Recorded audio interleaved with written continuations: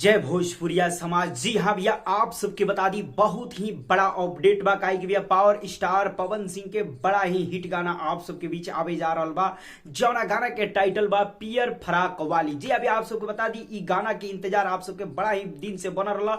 तो फाइनली ये गाना के फर्स्ट लुक अभी कुछ देर पहले ही जारी हुई, जौन के ऑफिशियल फर्स्ट लुक जारी हो गई बटे। जी अभी डिस्प्ले पे यहाँ देख भी सकता नहीं। तो चलिए आप सबके बता दी कि पावर स्टार पवन सिंह और अनुपमा यादव के आवाज में ये गाना बटे, और फाइनली आज ही अनुपमा यादव के आवाज में गाना रिकॉर्डिंग भी भइल हुए। और चलिए आप सबके बता दी कि गाना पूरा तरह से बन के तैयार बटे, और फाइनली आप सबके बीच आवे जा रहा बा। तो रिलीज डेट के बारे में भी बताएं। और ये गाना के लिखले बने आशुतोष तिवारी जी, ये गाना में म्यूजिक दल बने प्रियांशु सिंह। बहुत ही बेहतरीन गाना भैया फाइनली आवे जा रहा। पटना में ही शूट भइले गाना, एक लेवल के गाना बटे, मियाजी गाना बा, लगन टाइप के गाना बटे, जौन की एह साल लगन में पूरा गर्दा मचा के रख दी। जी भैया फर्स्ट लुक आप सब तो देखबे करिए। हालांकि आप सबको बता दी ई गाना आवे अलावा एमएमबी रिकॉर्ड्स यूट्यूब चैनल के माध्यम से। जी हाँ भैया आप सब सही सुन रहे मनी, एमएमबी रिकॉर्ड्स यूट्यूब चैनल के माध्यम से ई गाना आवे अलावा फुल ऑफिशियल वीडियो सॉन्ग।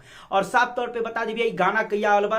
हालांकि भैया अभी ऑफिशियल रिलीज डेट आउट नहीं के भाई, लेकिन आप सबको बता दी टीम के तरफ से पता कैले के बाद ई पता चलल बा कि 24 तारीख के आ रहल बटे। और टीम के कुछ लोग ऑफिशियल अनाउंसमेंट भी कर दिल बा पोस्ट के माध्यम से कि 24 अप्रैल के ई गाना रिलीज हुई। जी अभी तो आप सब तैयार रही, आप सबके बीच ही धमाकेदार गाना एकदम धमाका के साथ आवे वाला बटे, और पूरा तरह से तांडव मचा दी। बहुत ही बड़ा लेवल के गाना बटे, एक जबरदस्त तांडव मचावे वाला गाना बा। तो चलिए आप सब जाते जाते इतना ही बताई कि ये गाना के आप सबके फर्स्ट लुक कैसा लगल, और गाना अगर आई तो कितना ज्यादा गर्दा मचाई। आपन राय कमेंट सेक्शन में दी। चलते चलते वीडियो के लाइक करी, ज्यादा से ज्यादा शेयर करी, चैनल को सब्सक्राइब करी और घंटी पे जरूर दबा दी, ताकि यही तरह के खबर आप सबके बीच मिलत रहे।